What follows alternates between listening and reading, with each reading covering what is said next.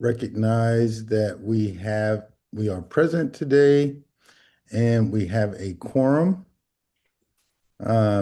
With that being stated, per the agenda, are there any additions to the agenda? All right. Hearing none, seeing none. All right. Can move forward. Approval of the minutes. Open meetings, February 19th, 2026. Is there a motion? First of all, has the board members been apprised and aware of the minutes? Yes. Yes. And excellent. Have you reviewed those minutes? Yes. Yes.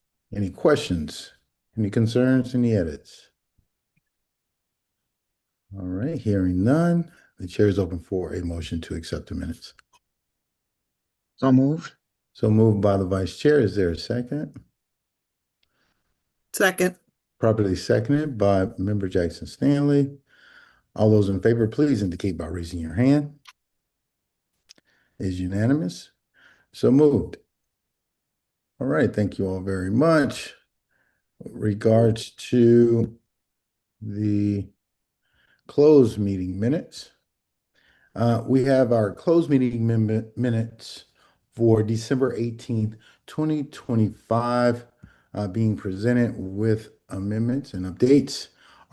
Has the members had the opportunity to review those minutes? Yes. Yes. Updates? Any questions? Any concerns? Edits? Hearing none, seeing none at this time, the chair is open for a motion to accept those closed. I don't believe Member Bryant was present for that closed meeting in December. That is correct, Mr. Chairman. Okay, thank you. With that being said, I will recuse Member Bryant from this voting for these minutes. Is there a motion?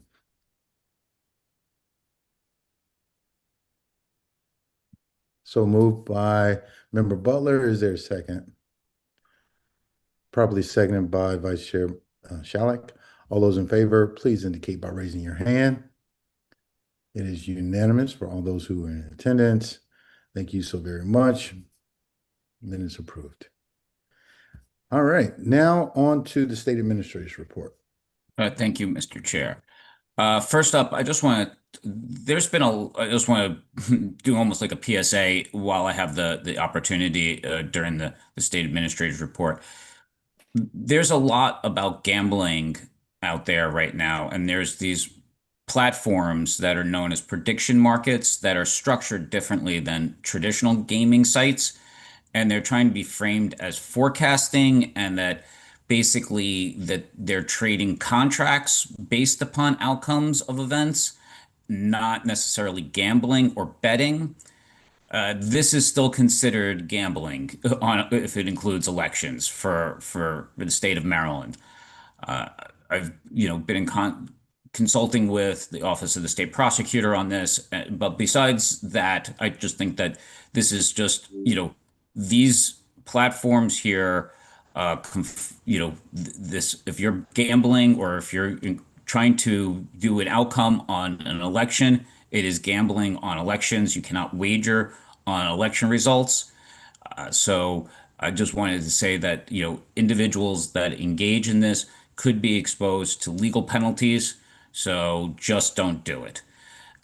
So I just wanted to put that out there, and it seemed to be a growing problem, something that I'm going to probably want to address nationally with my counterparts as well at another conference.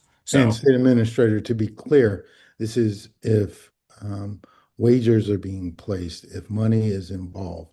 Forecasting is a part of campaigning and electioneering, or the electoral process, but this is when stakes are being made with regards to wagering. Yes, you're right. You can't place a monetary, I still say bet regardless if it's a contract, on the forecast of the outcome of the election. You cannot engage in any wagering whatsoever in Maryland on elections results. All right, thank you. Yes. This week, for on Monday, Tuesday, and Wednesday, ES&S provided demonstrations of the new voting systems that are being considered for the 2028 election cycle and beyond. You know, I think we had three locations, one in Rockville, one in Baltimore City, and one on Kent Island.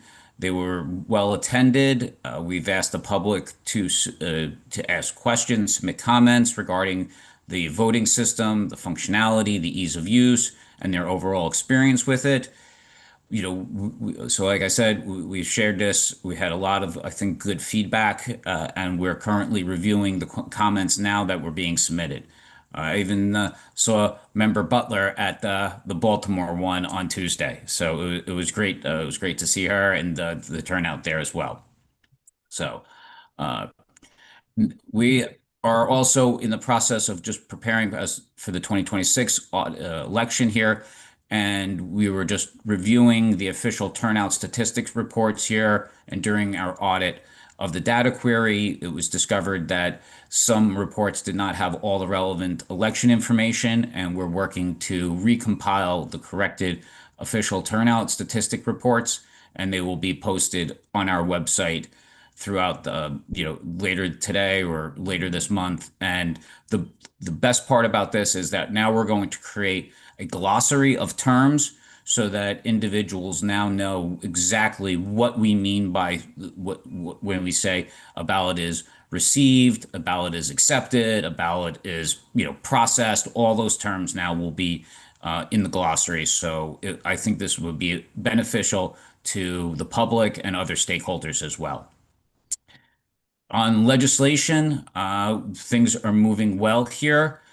We have, you know, our bills, our departmental bills have been moving, so I'm quite happy about that. And we're monitoring all, as you can see, all bills that kind of affect, you know, elections and election administration, and keeping also the local boards as well informed of it.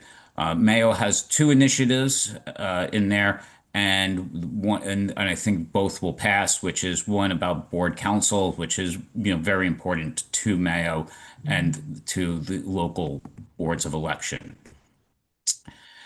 In candidacy and campaign finance, you know, we've established so far 457 new committees in the last month. More are probably going to be coming. We had a successful candidate filing deadline, and you know that was really great. And now we're basically in the preparation of the ballot. The next report is the spring report, and this is due on Tuesday, April 21st. And this is only required for committees who were established, but were not required to file the annual report.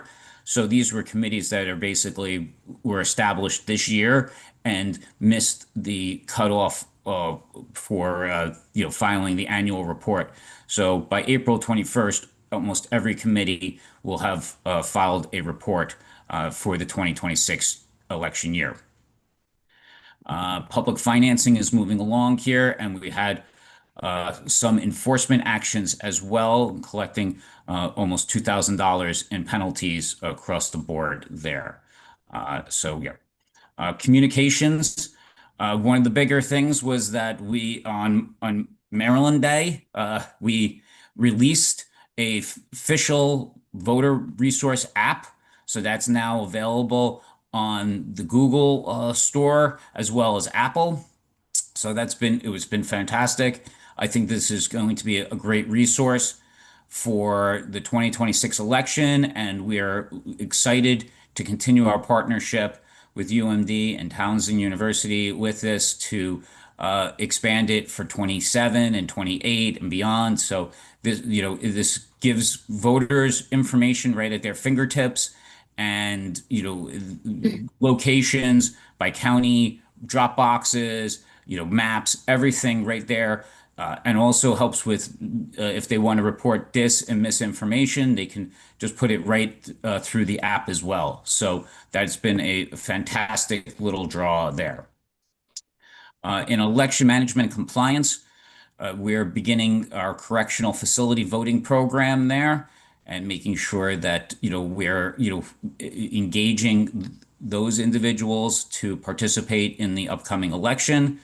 And, we're, of course, beginning the Train the Trainer program is underway for election judges with the local boards of elections there. We are starting our logistics now with the local boards for transportation of voting equipment and drop boxes. So, we're within 90 days of an election here. Everything is moving forward here and making sure everything is getting ready for election day, for primary day. Information systems and technology, we're, MD Voters is getting a small release here, but basically at this point here, that system is going to be closed after the major release on April 17th.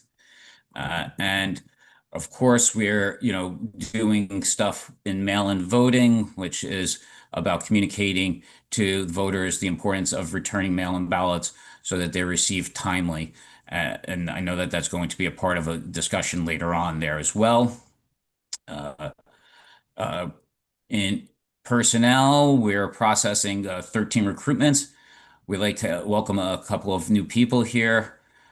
Anna, Cecilia, Samuel, they're all at SBE here. They're working in the election reform and customer service, and Samuel is a part of the voter registration division there.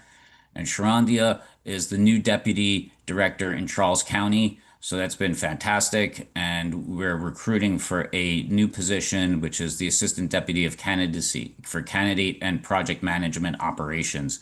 So we're looking forward to getting all those resumes in as well. Active procurements, as you know, the new voting system one is ongoing. So I'm, looking forward to that and being ready to give you for state certification, for your final approval. And we're targeting June Board of Public Works meetings for the approval of that award there, and everything seems to be moving on time for that. The other big one that is moving forward is MD Voters Data Center. We're reviewing the RFP for that, and then basically the other portion of it will be the MD Voters, the software portion of that later on as well. But those are kind of, and we have, of course, some smaller procurements as well in there moving forward with it. Voter registration and audits. The biggest thing is that we're correcting some erroneous information that we had received from the Maryland Health Benefit Exchange. And, we're correcting these clerical errors with the individuals and the Health Benefit Exchange. It's an ongoing process right now. So that's where that stands. And then finally, we have all the other charts there, and there was no delegated duties that were exercised at this time. So with that, I submit the state administrator's report for any questions. Thank you. Thank you very much, Jared. Members, I recognize Member Butler's hand first, and then Vice Chair Shalik. Member Butler. Hi, I've got 3 or 4 different questions for you on different pages. So on the new voting system. So I did go down and see the new voting systems. And unfortunately, the machine did jam on me at least 3 times, and maybe out of 6 or 8 tries. So then I tried all the other 2 machines, and they also both jammed when you're putting a ballot into the BMD. So it's going to be more of a problem for women, because I asked my husband to try it and he just shoved it in there and it worked fine.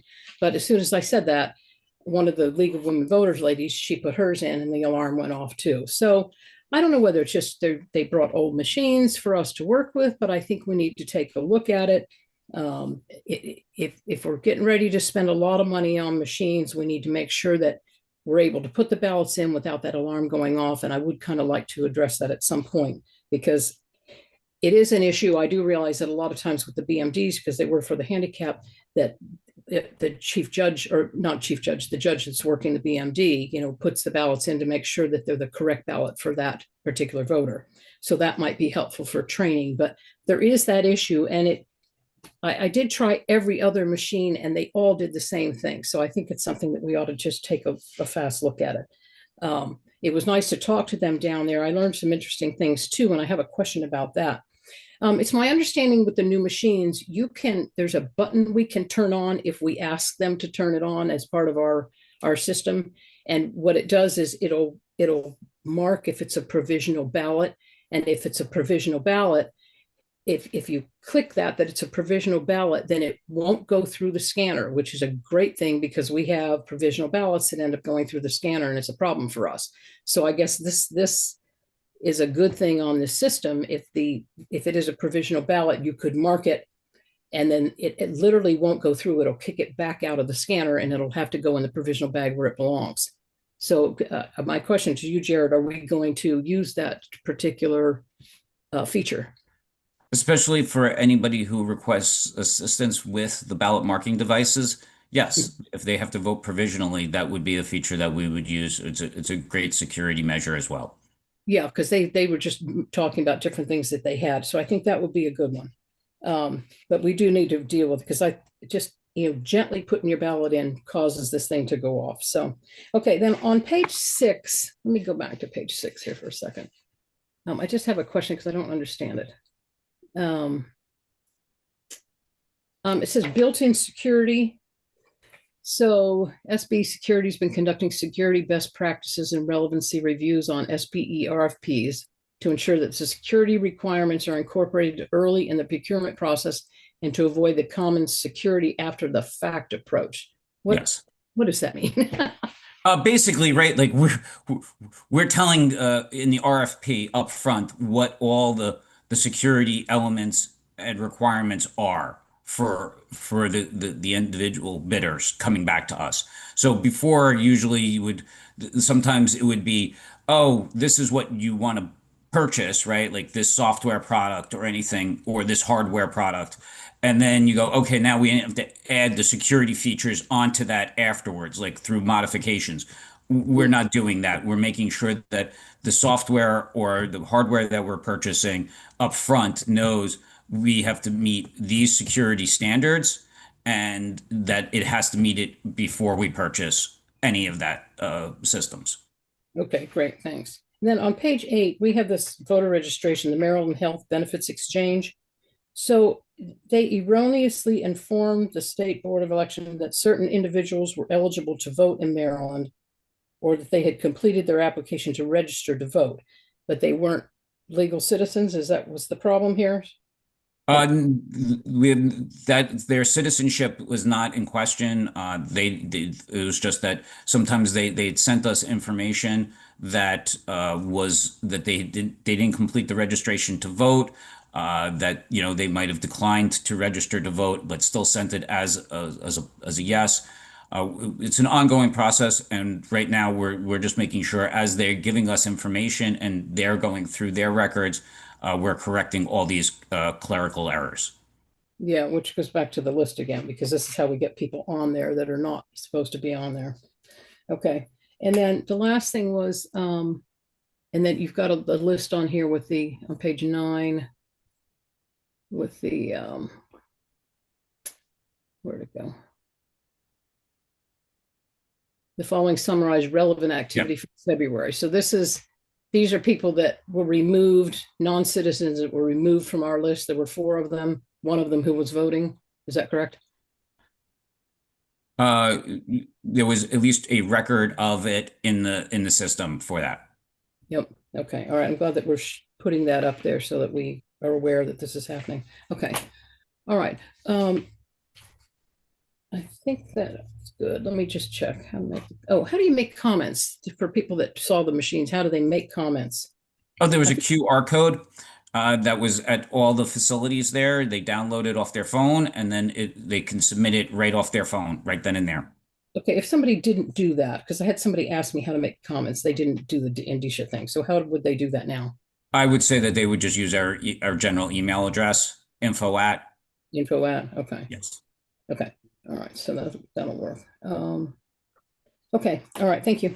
You know, Right. Members, Vice Chair. Thank you, Chair. Jared, just two quick questions. I saw or either a podcast or some news outlet that this new voting system is estimated to cost $100 million. Is that a mistake or is that accurate? that is accurate. It's a lot of money. What this is probably before my time. What was the genesis for a new voting system? Was it problems with the old system or updating it for new electronic assets? In other words, why are we doing it now? One, the contract ended for the Okay. lease, so that was probably the biggest genesis. And then two, the old system is 1.0, so the EAC for the VVSG is 1.0 compatible. Now the EAC, which is the Election Assistance Commission, has now gone up to 2.0, and these systems here are 1.0, but have a pathway to 2.0 by 2030. And in the long run, the purchase option is the cheaper option than leasing the equipment as well. So this is a cost benefit savings to the state and to the counties. And the reason I raised that, I would say about 6 or 7 people contacted me and they liked the new equipment. They thought it was very similar to the old Yeah. equipment. That was their first remark to me. This looks like the old system. So that's why I asked that. But no, that answers my question. Thanks, Jared. Yeah. Thank you. Any other questions? Member Butler, I see your hand still up. Oh, I'm sorry, I just didn't take it down, All right. sorry, okay. All right. Thank you. Um, if there's no other comments Okay. or updates or questions, the administrator's report is accepted. Thank you very much. Per the agenda, we are on to the AAG, Assistant Attorney General's report. Actually, Right. We don't have that looks like we because have the contract waiver. yes, our AAG has taken a nice little Great. well-deserved vacation. So he will be back on Monday. So Excellent. I will cite that he did provide his report in writing, and to all the board members, please review. And if you have any questions of our AAG, please hold them until his return, or you can effectively email him any questions or concerns. Member Bryant. Thank you, Mr. Chairman. I'd had a quick question, presumably for the public, but also myself. In the administrative report on page 3, it says website activity. And it talks about February 2026 and the number of pages and the number of visits. In plain English, what do people look at when they go to the website? They look at 140 pages and 650 pages. What's your sense of what people look at? That's a lot of traffic and so a lot to that's look at. Well, first of all, for the record, we are on the AAG's report. We are backing up to the state administrator's report. For the record, this is not the AAG's report. A query into the state administrator's report, page 3. Is that correct? yes. Member Bryant? All right. Yes, sir. Thank you. So this is the MD Chris website activity, and it's just information that we want to provide that a lot of people actually go in there and hit, just the amount of hits and the views per page. As you can see, there's probably the bigger ones here are that like over 30,000 individuals basically go to MD Chris, which is the campaign finance reporting website, on it, in a month or so. And on the business disclosure side, that it's, a little bit over 11,000 as well. And that when they're there, they're looking around, they're looking at all the reports. So it just shows that the activity in that system, is a lot of people use it, and it is relevant to the public and keeps a lot, voters informed on how individuals are raising money that they're going to be voting on, and as well as the press and other stakeholders. Thank you. Yeah. It just looked like a lot. And Yeah. to your point, it's a testament to the transparency that Yeah. is an underpinning of the whole agency and the whole process. But I'm amazed that many people find it interesting. And even when they get to the site, they spend so much time on it, looking at so much stuff. So Yeah. thank you, Mr. Chairman. Thank you, Mr. Demarinis. No problem. Thank you very much, Member Bryant. I am so glad that we have an active constituency here in the state of Maryland. And as you will become well aware of, their engagement is above par, and their willingness to participate via virtually or in person, you will be majorly impressed, and as we all are and have been. With that, we are moving on to our agenda with regards to our contract waiver. Yes, I'll handle that today. Okay, thank So, you very much. so Title 14, which is about business disclosure statements, these are companies that have government contracts of $200,000 or more. They have to disclose all their contributions that they made every 6 months. One of the things that they also have to disclose is who they have government contracts with. There is a provision in there that would require that basically waives that contract disclosure requirement that they have to list all their government contracts if there's some elements made these are all statutory. One, requiring the information is unduly burdensome, the public interest is not substantially impaired by its omission, and that basically also that the person stipulates that they have done public business during this period here. The contract waiver request is from one company, which is Verizon, and we felt that one, requiring the information that Verizon has all these contracts of $200,000 or more with government entities across the state of Maryland could be unduly burdensome and that the public interest is not going to be impaired by its omission because it's a phone company and everyone kind of expects that with the use of cell phones that Verizon would be one of the major businesses there. So it meets the requirements, and as such, we recommend approval of this, that they don't have to list all their contract with all their government entities for this. So yes. All right, thank you. Member Butler. Okay, I have some questions here. So on number 2, at least Verizon this time put up a new date. I mean, last time they were using their stuff from 2015. It says a waiver would not substantially impair the public interest disclosure of the contribution, blah, blah, blah. And it says if granted the waiver, if granted the waiver, Verizon intends to report contributions to any candidate cumulatively totaling at least $500 during the 6-month reporting period. Right. In the meeting, the minutes from the last meeting, wasn't that a change where they have to report anything, not just $500? Didn't I just read that in the minutes from the last time around? No, so the Verizon has to, the disclosure report is $500 or more. So that's statutory. I think the last one was we changed the fine from $500 to $1,000. But I'll double check that again. In the minutes, we were talking in the minutes, the last ones that we just approved, they talked about how it's no longer a $500 total, that it's any contributions at all. So that's why I'm confused, because the minutes that we just approved were about it's not $500 anymore. It's any donations at all.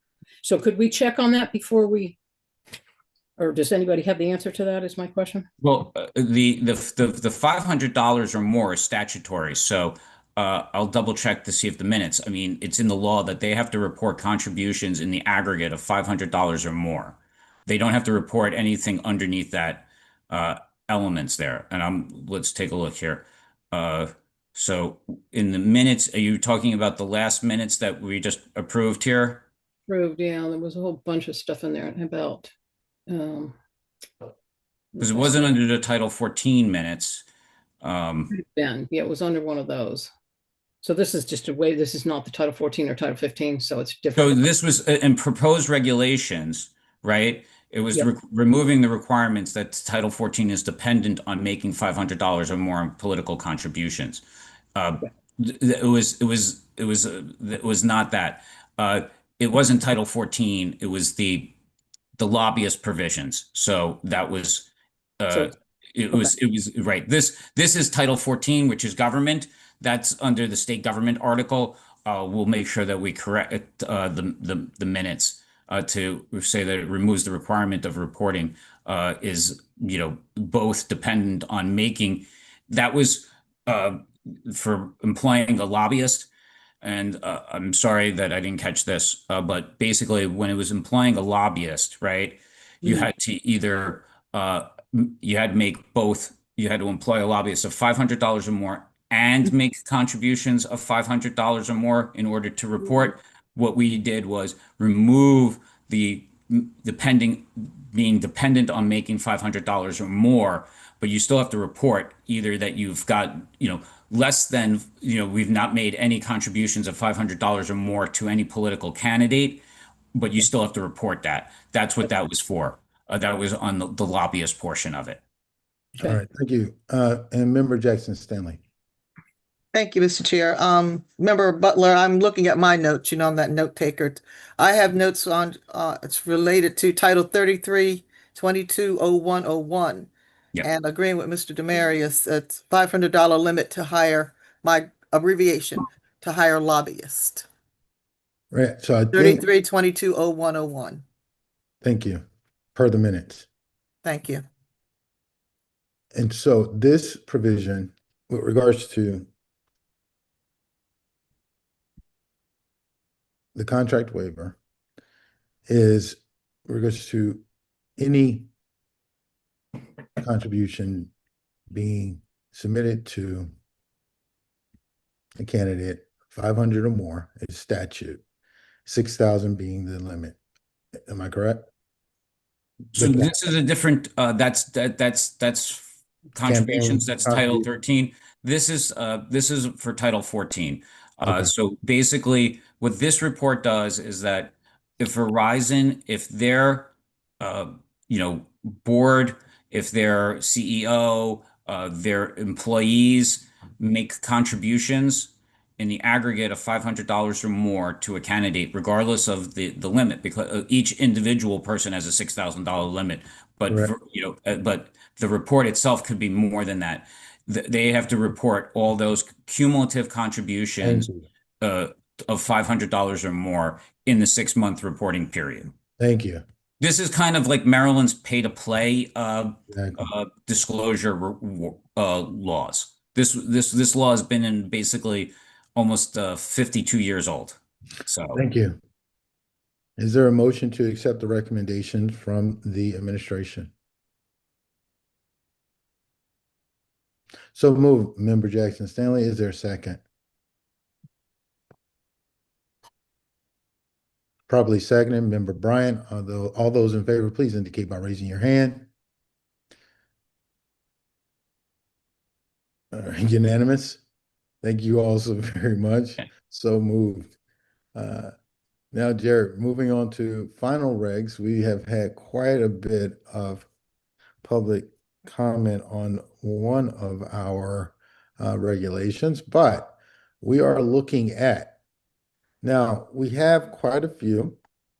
I would rather take these,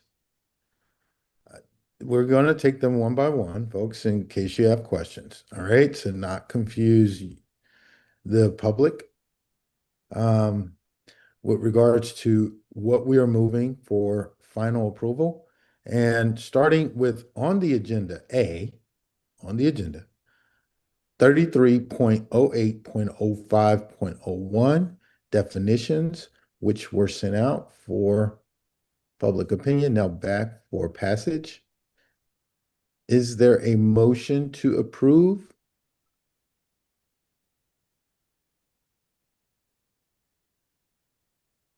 So moved. Member Bryant, is there a second? Properly seconded. Member Jackson Stanley. All those in favor, please indicate your vote. Raising your hand. So moved. Approved. For final. Moving on to B, 33.08.05.06, post-election audit precincts. Any questions? Yes, Member Shallot. Mr. Chair, Sure. could Jared or one of his staff persons just give like a 1 or 2 sentence layman's Oh, you're definition asking for a of what- review of what's No, back? no, just a little what it is, and just a layman's. Okay, So people- gotcha. It's been put out for public opinion, but I understand. Jared, do you have Melissa? Is it Melissa or yourself? Yeah, Melissa, is Melissa? She's here. Yep, Thank you, exactly. Melissa. Yep, You exactly. can just Yep. give I us was a like, brief yep. overview of the regulations Christmas. of the regulations we are presenting for final passage. And each one, if you are on the agenda, we are at B, 33.08.05.06, post-election audit precincts. We will be taking these one by one. This regulation clarifies language in our comprehensive audit, which is different from the risk limiting audit to bring it into compliance with the new Maryland law that requires a risk limiting audit. So it's really just a semantics, the way we choose our ballots for our comprehensive audit. Thank you. Did you receive any public comment on this particular reg? Not this particular one. Thank you so very much. Is there a motion to accept for final approval? So moved by Member Butler. Is there a second? Please, seconded by Vice Chair Shalek. All those in favor, please indicate by raising your hand. So approved. Thank you very much. Now moving on to 33.08C on the agenda, 33.08.05.08 ballot tabulation audit in general.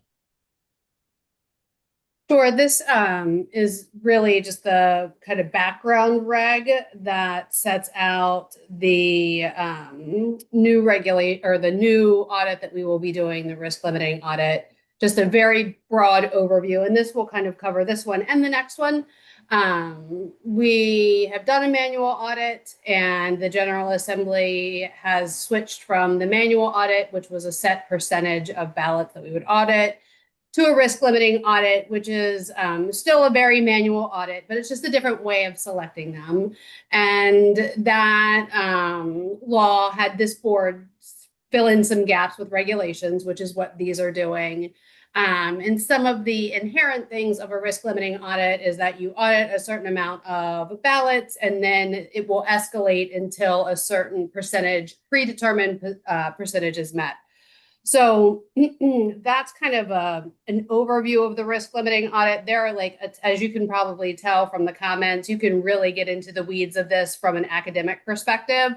If you guys have any specific questions, I'm happy to answer them, but that covers what we are doing in C and D. Right. So D is 33.08.05.09. We will not take them up for vote together, but they will. She gave us a brief description. Melissa just gave a brief description of 33.08.05.09 during her description of C, ballot tabulation audit in general. So I see that we have a question from Member Butler. Hi, it's more of a set of comments. So this was pretty confusing for a lot of us. And so we went and a lot of us took some time to root through this and look at the new audit. Yeah, there was a lot of different comments on this, and I wanted to read all the comments, but I think some of the comments weren't even talking about exactly what we're doing. I mean, this is what the legislator has put through, and what we're doing.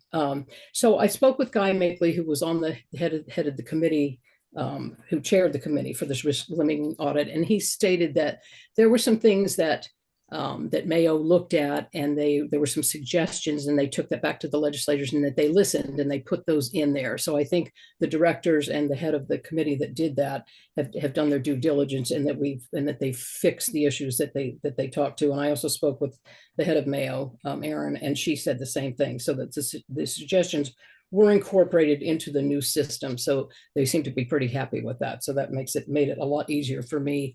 And I was able to root through some of these very technical things that they had going. And I think the one guy, I think he wanted us to buy one of their systems too in his comments. So I'm pretty happy with the way this came out. Thank you. So I'll accept your comments as a motion to approve. Yep. Thank you very much. Is there a second? Second. Probably seconded by member Bryant. All those in favor, please indicate by raising your hand. So moved unanimously. All right, moving on to D, 33.08.05.09, which is a complement to member Butler's comments. Any questions? Hearing none, seeing none. Is there a motion? So moved by Vice Chair Shalek. Is there a second? Probably seconded by member Butler. All those in favor, please indicate by raising your hand. So moved unanimously. Thank you so very much. Really appreciate the level of effort and the due diligence. Moving on to E, 33.07.10.01, Election Day Activities, non-voting hours, procedures, ballot box return, and inspection. Melissa? Is that Melissa or you, Jared? Should be I Melissa. think, Yeah. yeah, I think you're stuck with me today. Yeah, No exactly. problem. You're all kind of all together. Melissa, Yeah. we got it. Okay. Melissa has it. It's a wrap. So this is actually where Mayo really helped us out. The next ones are very nuts and bolts ways of implementing this audit. And so E is the way that the regulation that pertains to how we store ballots in the polling place on election day, I believe. Yes. So this makes sure that the local boards are storing the ballots in a way that we can find them and count them, basically. All right, is there a motion to accept the recommendation? Final reg. So moved by Vice Chair, Member Shelley. Is there a second? Probably seconded by Member Jackson Stanley. All those in favor, please indicate by raising your hand. So moved unanimously. Thank you very much, Melissa, for that. On to F, 33.11.06.01, absentee ballots, post-election procedures, storage materials seems to complement E.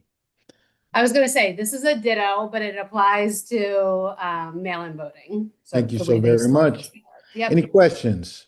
I have, Yep, Member Shelley, Vice Chair. Melissa, first, thank you for everything you do. You make things easy to understand. I really appreciate that. Regarding this and the next number of issues, any public comment, any meaningful opposition or criticism or issues that we should know about from the public? No. I think one comment mentioned that we could allow storage of multiple batches in one ballot bin. But for us, that's just not a workable system with the way that we report results and kind of do our ballot integrity stuff. So we're going to just keep it one batch per box. Thanks. All right, thank you. Any other questions? Hearing none, is there a motion to accept for final read? So moved by Member Butler. Is there a second? Properly seconded by Member Bryant. All those in favor, please indicate by raising your hand. Accepted unanimously. Thank you very much, Melissa. Moving on to 33.17.07.03, early voting, non-voting, hours, procedures, processing, and storing ballots. Same thing as before, but for early voting. All right, any questions? Were there any public comments? Thank you Nothing very different. much. Nope. All right, is there a motion to accept for final approval? So moved by Member Butler. Is there a second? Probably seconded by Member Jackson Stanley. All those in favor, please indicate by raising your hand. So approved unanimously. unanimous consent of the board for final approval. Thank you. Moving on to G, 33.17.07.03, early voting. Oh, sorry, that's what we just completed. H, 33.09.03.05, voting system certification and general requirements, state board certifications, preliminary submissions, technical data package. So we need to be able to get certain information out of our voting system in order to conduct this audit. And this allows us to ask vendors when they go through the procurement process if they have the ability to do that. So it's an add-on to an existing list.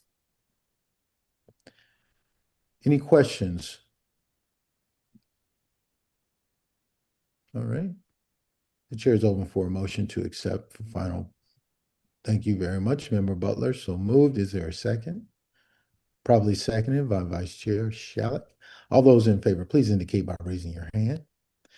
We have unanimous consent of the board to move forward. Final read. Thank you very much. We're on to I 33.19.02.01, same day registration and address change, public notices, minimum requirement. Any public comment on this one, Melissa? No public comment on this one. Thank you so very much. Any questions, members, that were not addressed prior to moving this for public comment? Hearing none. Is there a motion to accept for final regulation? So moved by Member Jackson Stanley. Is there a second? Probably seconded by Member Bryant. All those in favor, please indicate by raising your hand. We have unanimous consent for final reg. Thank you so very much, Melissa. Greatly appreciate your assistance here. Very efficient. Election plan approvals. Baltimore City, our final one. Yep. Who do we have today to help us with this, Jared? CJ is on, I believe. CJ, you're on the line. All right. See. Oh, I'm sorry. Lexi is. So Lexi has there it, she is, but- Lexi. Okay. But we have, thank you. Do we have the director? of Baltimore We do. City? Okay. If there's any questions, folks, of Baltimore City, we will give the respect of the director to answer those questions. All right. With that being said, Lexi is yours. Member Butler, I see you're ready, but can we have Lexi give us an introduction? Yep. Thank you. Yeah, so we have Baltimore City polling place plans. We've already talked early voting centers and ballot drop boxes. You can see from the chart that we do have a few less individual buildings. We actually have only marginally less from 2024, but an amount less since 2022, as well as number of polling places. But we are recommending that they be approved for their polling place plan. All right. Per the recommendation, Member Butler has a question.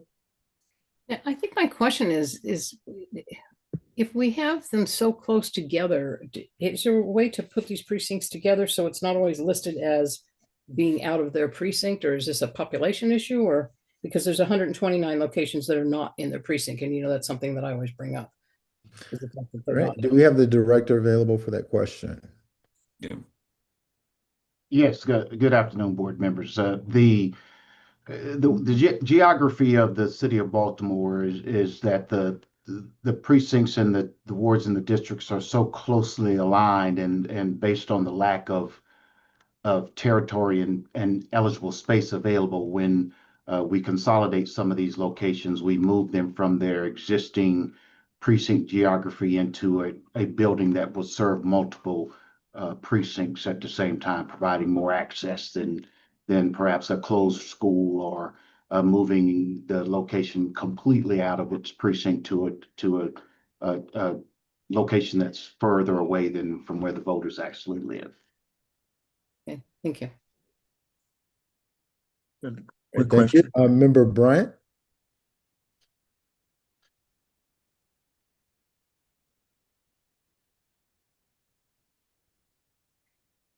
Excellent. I was not on mute. I've been toggling between screens. Thank you, Mr. Chairman. I'd like to thank the Baltimore City Board of Elections for the work that went into this package. just looking at it again, I believe it was 97 pages, let's call it 100 pages of work. And the detail that was provided as it relates to the various populations that make up the city and how the Board of Elections tried to account for those populations with some sense of parity and approachability was not lost on me. So I'd like to thank the board for that, and then see if the director had any comments or perspective on what was presented and how the agency went through its process to get to where it is in this moment. Thank you, Board Member Bryant. We work very closely with CJ, with the state board on getting the data and information to the board in the manner that the board needed, that you needed to see it in order to vote on it. And what we're seeing is that there's a number of locations that are traditional, that's been cultural to the different geographies. And as infrastructure ages, we will come back again with the effort to consolidate more locations because some of the facilities just will not be available. And for instance, the public safety building, which is an early vote center and an election day polling location, is being repaired now because we were on the brink of losing it. So the city's going to put some money into it to keep it open for us for this one last year. So we'll be coming back in 2027, 2028 to do some more maneuvering around. And we're seeing that across the city map itself. So although we're not at the age of vote centers, there's some of our polling locations are so closely aligned that we could actually use vote centers. But that's a conversation for another day, and I'll work through Jared to push that message. But that's sort of what we're seeing on the horizon as where we would like to see the state go. And Mr. Tatum, am I correct in understanding that this will be your first election in Baltimore City, but not the first election overall? Yes, sir, that's correct. I've been on board now for about 6 months, and we're making a good run at looking at all the processes and procedures and tweaking the things that we can, but trying in a major way not to disrupt any of the processes and procedures until we get a full understanding of how things run, and then we'll come back and make some adjustments moving into the next election cycle. Okay, well, thank you for your leadership and the diligence of your colleagues at the agency. Thank you, Mr. Chairman. And welcome, Clifford. Thank you, Director Tatum. Greatly appreciate your professionalism here today and your patience. We have a question from Vice Chair Shalik for you. Tatum, welcome to our world of elections. I'm very impressed with what you've done so far. Good luck. Very impressed. Question, because we all know Baltimore is a very civically active community. Regarding your plans and some of the reductions in polling facilities, was there any negative feedback or criticism or opposition from the public that was substantial or significant? The relocations that are reflected on the 2026 plan, actually, the majority of them took place in 2024 during that election cycle. So the feedback that we got from relocating those polling places in 2024 would have been part of our 2024 election record. So in 2026, as we update the change from 2022 to 2026, there's not as much feedback as you might expect based on the numbers. But by and large, when we have to relocate a location, we contact the city council member, we contact the advocacy groups that we know to be in those particular neighborhoods and ask for their feedback, and we'll continue to do that moving forward. But nothing significant in terms of opposition? Nothing significant. Good. Thank you. Thank you. All right, thank you, Director Tatum. Greatly appreciate your foresight. Look forward to working with you. And respecting traditional ways in the midst of constant change. So, thank you. All right. Is there a motion to accept the board's recommendation to approve Baltimore City's election proposal plan? So moved by Member Butler. Is there a second? Probably seconded by Vice Chair Shalek. All those in favor, please indicate by raising your hand. Unanimous consent. The plan has been approved. Thank you so very, very much. Now, moving on to item number 8 being brought to us by way of our member Shalek, discussion of postmark and bifurcation of federal and state offices for tabulation. Thank you, Mr. Chair, for Yes, sir. Thank you, Mr. Chair, for adding this to the agenda.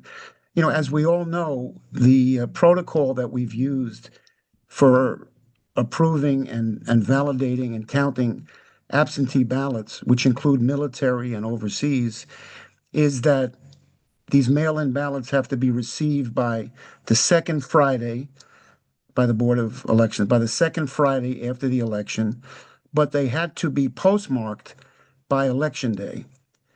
We now know that the post office has a new procedure. They do not postmark mail when it's dropped initially in the mail.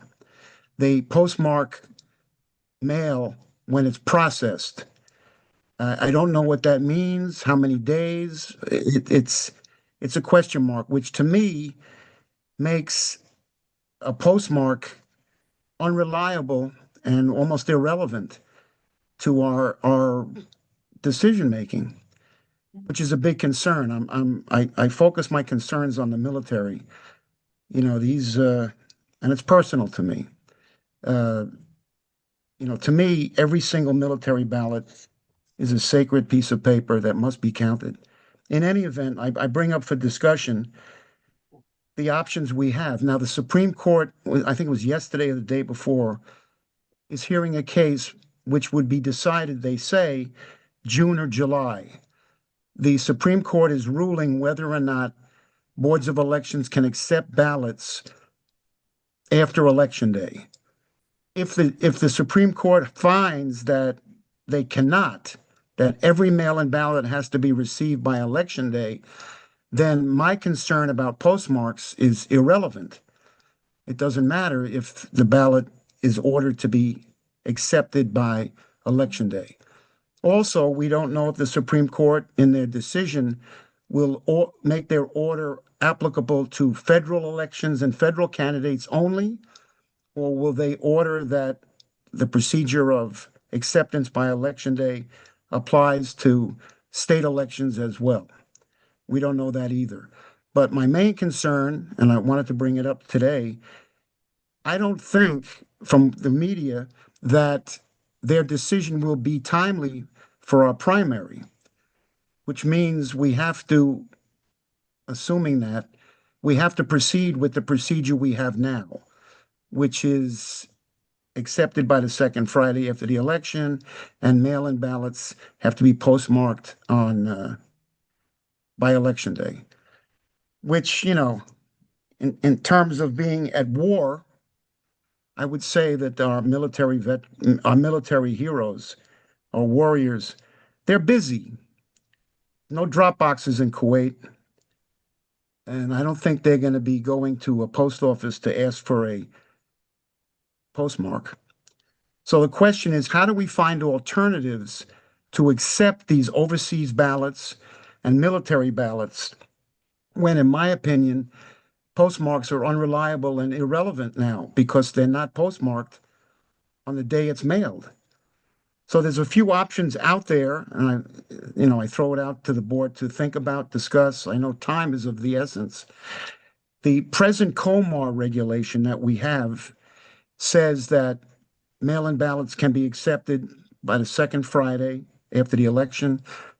They must be postmarked by Election Day. However, the COMAR we have now has a rider, not a rider, but a paragraph that says an affidavit by the voter that the in ballot was mailed timely before election day is acceptable if the ballot has no postmark on it or if the postmark is illegible.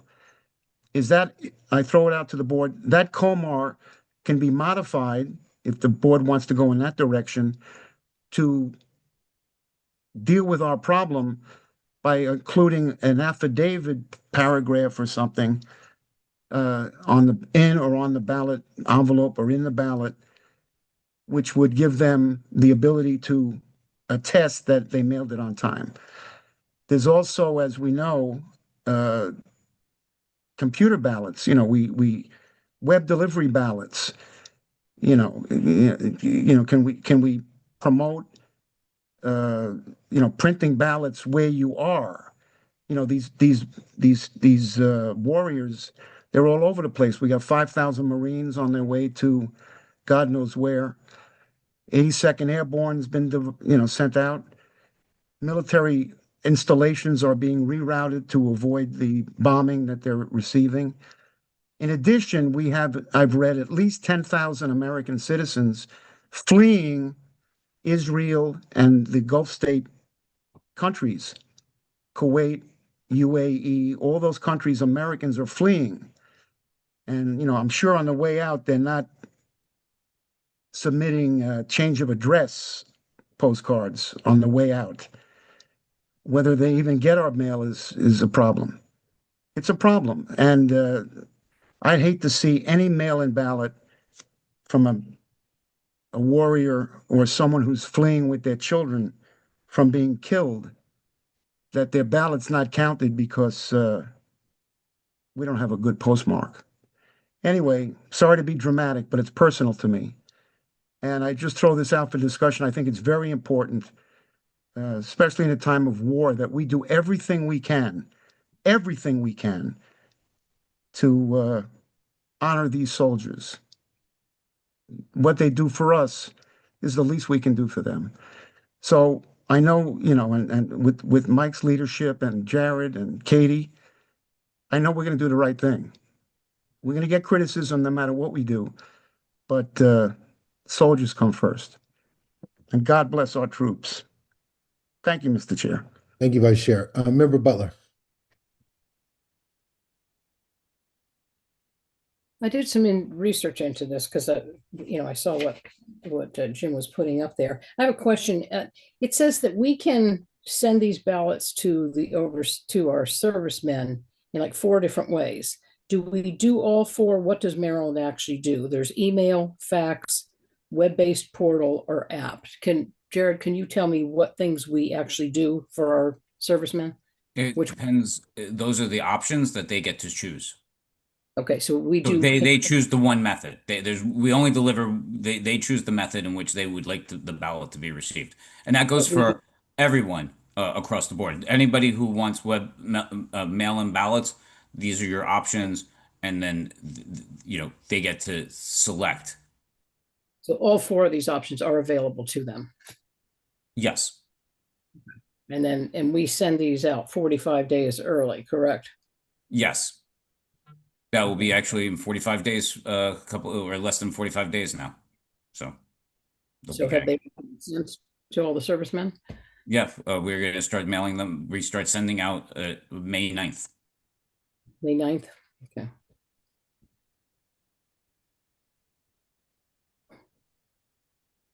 Okay, and the voter's affidavit, is that something that we would put in the envelope with the ballot?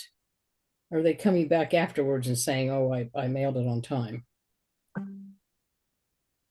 That's my question about that one, on the new COMAR. And then one more thing. I think, you've got this group that's doing all this voter education. I think I would, highly suggest that people drop their ballot into a box. If you're dropping your ballot at the United States Post Office instead of an election drop box, make sure that you go into the post office and get a hand stamped date, or do it, at least a week ahead of time, because the post office has gotten very, very bad, unfortunately, for a lot of things. I'm sitting here watching my daughter, who's got $400 worth of packages out there that they can't seem to find. And so, because we are an entity that we have strict rules, we can't do certain things. We can't say anything about the post office because they're not another government entity that we have any say over whatsoever. So I see, Jim's reasoning and being upset. So I'm glad that we have lots of ways for the servicemen to do this. But yeah, I'm not sure where to go after this. Okay, thanks. Thank you. Any other comment? All right. Thank you very much, Member Butler. Member Can I Shaw. just ask, Sure, hold on. Yes, sir. Jared, what's our time frame here? I mean, the election's around the corner almost, and is So there a I time? was going to add, right. So I guess in this discussion here, did you want us to look to amend the regulations? Did you want us, I guess, what was the directive here? So if I there's- would, for your insight, Jared, Member Shallot, Vice Chair, if you have a recommendation for resolve, please share that with your board members, and the state administrator. If you have any recommendations as to how we move forward, at this time, it sounds like, since there is no decision brought down by the Supreme Court, we are still in compliance with the state regulatory regulation in Comar to move forward.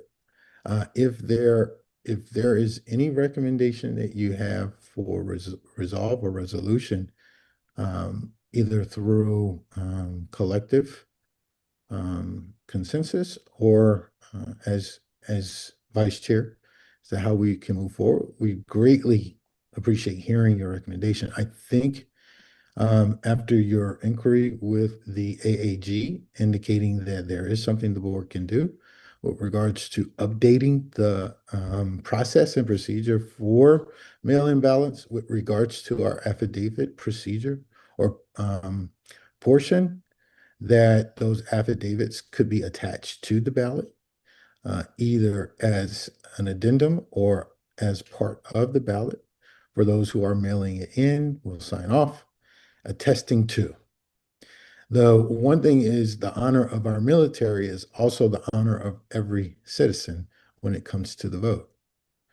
The military deserves all of our due respect and due regard, just as every election, every citizen who has the right to cast their voice in the rule of our governance. So that they're attesting to through an affidavit substantiates the honor of each and every citizen.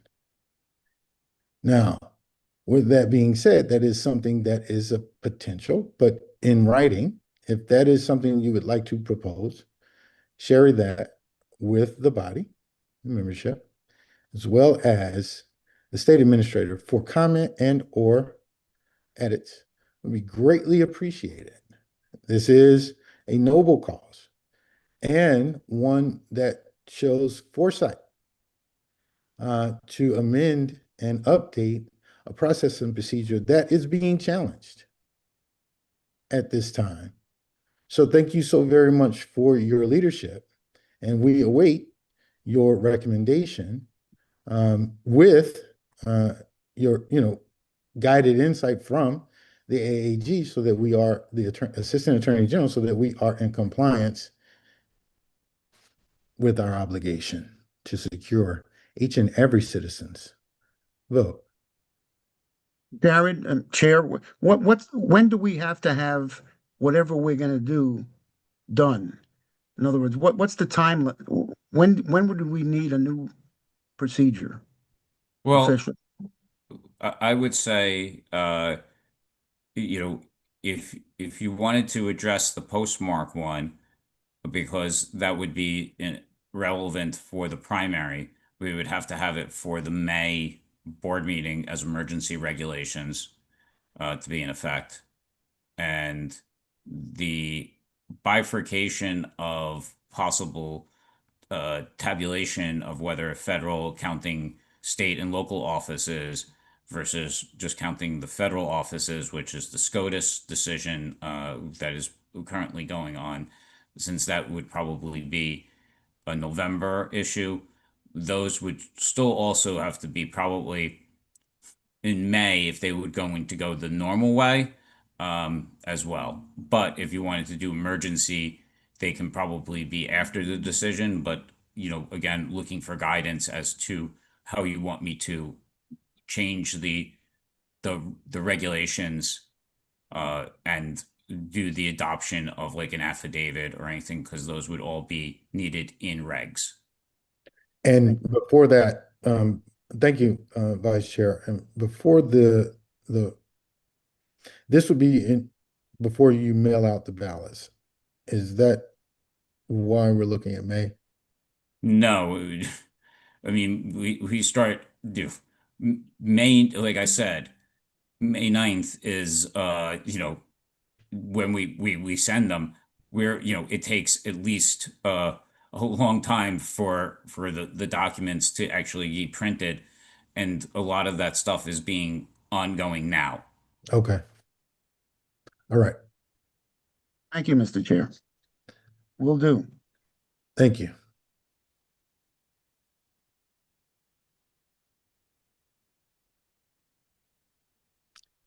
Member Bryant. Mr. Demarinis, there was talk about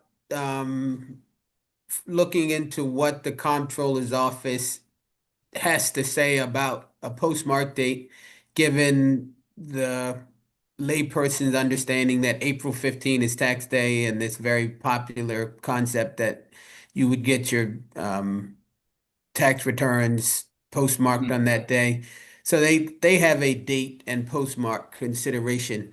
Yes. Did anyone have a chance to just touch bases with them to inform us about where the comptroller's office is going, if anywhere? Yes, so I did reach out to the comptroller's office, and their current procedures is that they estimate the mailing date based upon the date of receipt rather than using the postmark from the individual envelopes. And then, if needed, they can review and adjust that estimate. But basically, they're not using the postmark, but saying, okay, it takes 2 to 3 days, business days to receive if it comes through the mail, so that they're then saying that it was mailed on this date, not necessarily what the postmark says. Got it. Well, that seems to be their mindset in the moment. I guess we'd have to wait for them to announce that publicly to the citizenry. But I get a sense of what they're thinking. We don't want to preempt them or misstate whatever they will do, if anything, right? Yes. But that's very helpful. Okay, thank you. Thank you. Mr. Vice Chair? Jared, in the past, haven't we, my recollection is, haven't we in the past looked at the date of signature on a ballot as a date that we've used in the past as to when it was mailed? You would think that they signed it the day they mailed it or before. Is it my recollection correct? We've looked at the signature date. I think that's the local boards of canvassers have used that as, but these are the regs that we make sure that everyone follows, and that postmark has always been the state regulations. Especially wouldn't after. One second. Member Butler, you have a comment? I don't want us talking over each other, for the record, okay? Member Butler, do you have a comment? Well, especially for ballots that came after Election Day, it's the postmark, and that's Yes. been, that's how we did that. Thank you very much. Vice Chair, are you still commenting? No, Before I move on to the no, raised thank you, hand? Mr. Chair. All No, right. thank you. Thank you. Member Jackson Stanley. Thank you, Mr. Chair. I too have personal feelings about this particular topic. I have friends and family that are in harm's way as we speak. Kuwait, one of my friends had to move his family from to Thailand. They had to take a bus to Thailand to get out of the way. I say this to say I have friends who are in the military, and I asked that question as a result of the last meeting we had. And a friend of mine who happens to be a retired lieutenant colonel or one of those high ranking officials made the comment to me when we talked about postage and how to get assurances that our men and women in the military are getting their right to vote honored. I'm told, and Vice Chair Shallot, maybe this is something you might want to do if you have friends in the military to confirm that those that are on the base are encouraged, almost commanded to get their ballots completed, sent over to the officers in charge, and they are mailed in bulk to their various locations. I don't know if that is still something that is appropriate for us even to consider, but I'll take that as a personal mission on my part to confirm what I've heard. I was told that our military are encouraged to fill out their ballots. They are batched and sent out as a site. I have a question for the vice chair. Have you spoken with anyone other than us, anyone who has some kind of insight or authority about how they handle military ballots? Because in my conversation, I wasn't convinced, but I was assured that our men and women are taken care of as it relates to voting and getting the ballots to us timely, because they do have quite a far piece to go to get to their various locations. And remember, these are all over the country. My people are from Maryland, but I have relatives from California who are also in harm's way. So I'm very sensitive to your passion, Vice Chair. I want our boys and girls to be taken care of, and I also want them to know that we care, that they have the right to vote. So however it works out, I want us to be mindful that everyone is thinking the same thing. And we are at war, so we must be. I'll just leave it at that. I apologize if I get um too passionate with my comments, but this is very near and dear to my heart because I care about voting and I care about our children having the right to vote, be they in Kuwait or in Crapo.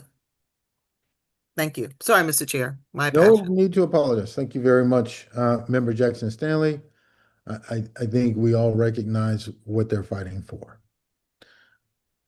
Thank you so very, very much.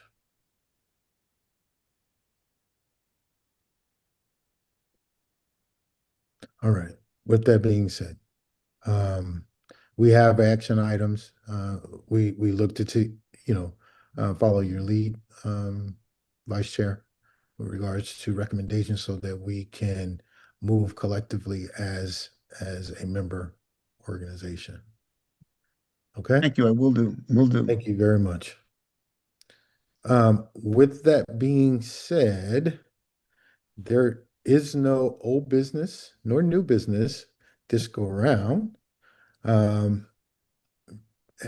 Per the agenda, are there any disclosures of campaign contributions at this time? I see someone shaking their head no. Remember, Butler, really? Sitting back, taking it easy, huh? Okay, just kidding. Thank you very much. I'm gonna pay for that one. But hearing none, scheduling our next meeting. Okay, folks. And looking at the calendar, and first of all, folks, thank you all so very, very much for your diligence and the effort, your level of effort that you bring.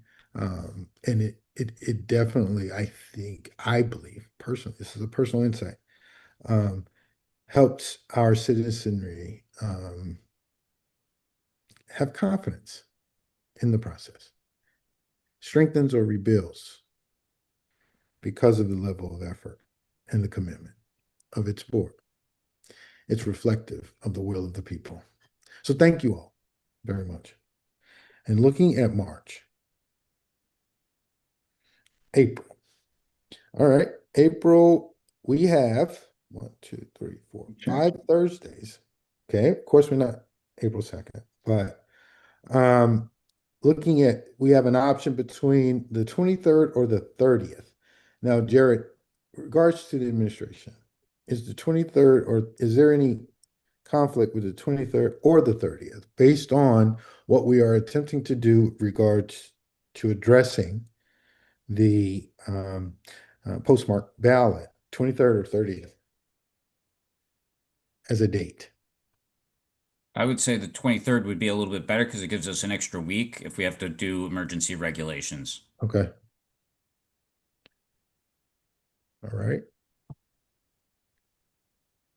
So considering that, 2 p.m. on the 23rd, does everyone agree or have the availability on the 23rd, let's say per member Butler's recommendation of 2 p.m.? Any opposition to that?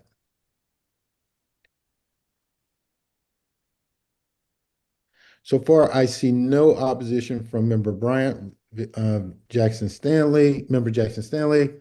I am not hearing from, it seems that we lost member Shalak, vice chair.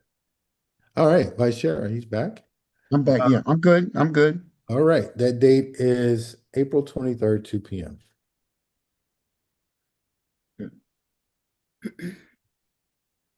All right. Also, folks, just a heads up, if there are any issues with that date as we get closer, we do have the 30th as a just in case, okay? We would, if there are any, if we don't have everyone available, something comes up, we can move it to the 30th, but we would need a week in advance notice, all right? Okay. But if it is an emergency and we have to reschedule, we will. All right, just for the record. With that being said, we do have a closed session today. And I will accept a motion to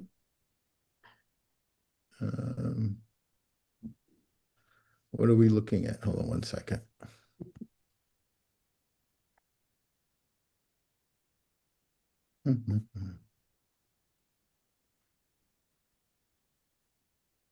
So our closed session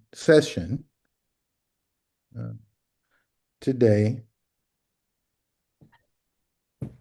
is statutory, per our statutory authority, Article 3-305B, to discuss the appointment, employment, assignment, promotion, discipline, demotion, compensation, removal, resignation, or performance evaluation of appointees, employees, or officials over whom this public body has jurisdiction.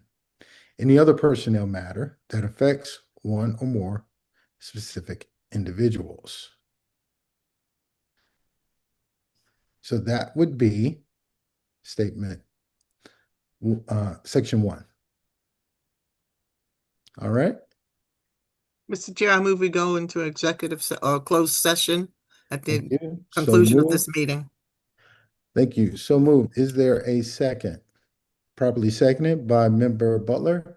All those in favor, please indicate by raising your hand. So moved.